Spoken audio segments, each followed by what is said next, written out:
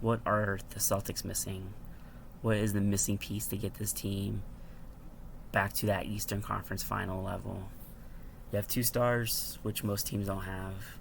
Um, Although they're young, 23 Tatum, 25 Brown, they've kind of seen some great success early on in their career. They've been around some all-star players, Kyrie, Gordon Hayward, Kemba, Horford obviously too, but he's back with the squad as we know.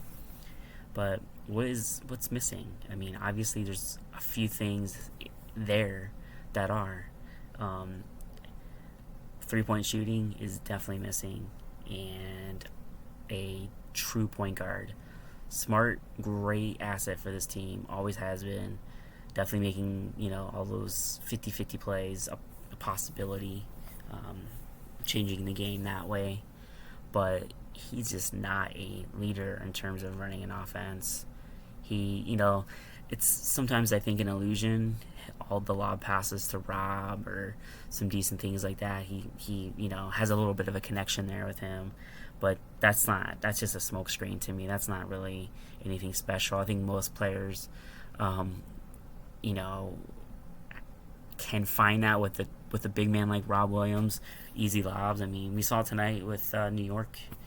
Mitchell Robinson was taking care of us just like Rob Williams does to the other teams too. Um, is it the coaching? Was it not a great coaching decision? Was there pressure to hire him? You know, you don't know like what's wrong with this team. Is Brad Stevens going to be the right GM? I mean, he's made moves. He's made changes, in his really short stint as the GM. But I think going into the trade deadline, it's going to be a true test of who he is. He seems to not shy away from making moves, but he also sounds like he wants to kind of roll with this team for this season, as long as possible. I don't want to be one of those guys who comes and say, "Oh, we need to make a big trade," and kind of come up with this crazy idea how we got to get Damian Lillard or Bradley Beal. I think I say that I ultimately believe that they're going to have to get a third star or very close to a third star. There's a lot of players out there.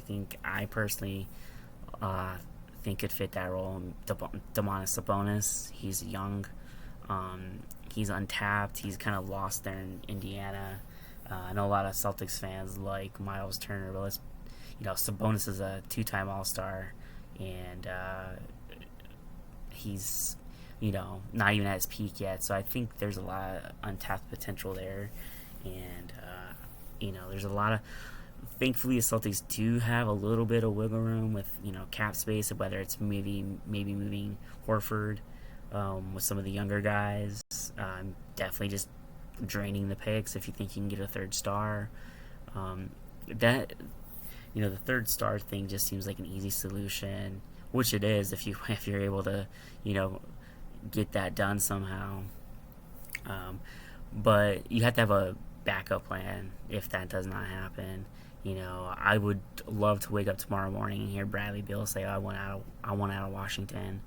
And because that team's not doing really good themselves. They're kind of the same shoes as the Celtics right now, struggling to stay above 500. So, I just really continue to figure out what's wrong with this team. I think it's obvious though. Again, it goes back to 3-point shooting, and there's no true point guard on this team. And I like Peyton Pritchard a lot too. He doesn't really get much playing time, obviously. And I still don't think he's the solution either. But damn, this team it just sucks. Going from potentially a championship squad to just mediocre, middle of the pack. Maybe it's just the Jays needing to still learn and grow. I'm going to still think that's a piece of it, but there's a lot going on here, and I think this team needs to wake up after the last two losses, especially tonight's loss to New York, and just really dig deep and see what they want to do and who wants to show up, and just make some moves if you have to. It's just time.